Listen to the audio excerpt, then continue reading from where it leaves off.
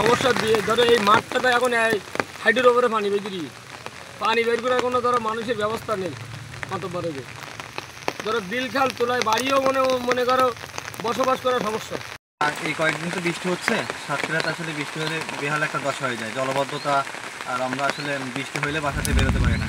যেমন আজকে সকাল থেকে আমরা বিভিন্ন কাজ কামে যারা অফিসে কাজ কামে বেরোতে পারতেছি না। আসলে আমাদের এই আপনারা দেখতেন জলবদ্ধতা পড়ে আছে, আমরা কোনো কাজ কামে বাইরে করতে পারছি না। এটা আসলে সাতক্ষীরা মানুষের জন্য খুব একটি দুর্ভোগ। এই বৃষ্টি মাথায় ভাই আসা খুব কষ্টকর, রাস্তাঘাটে পানি বেঁধে গেছে, আর কাজকর্মে যাতে পারিনি। মনে করেন এই বাড়ি বেকার বসে আছি, সংসারে তো খুব সমস্যা চালানো, কি করব। তাই এই রাস্তার দিকে আসলাম একটু দেখতে।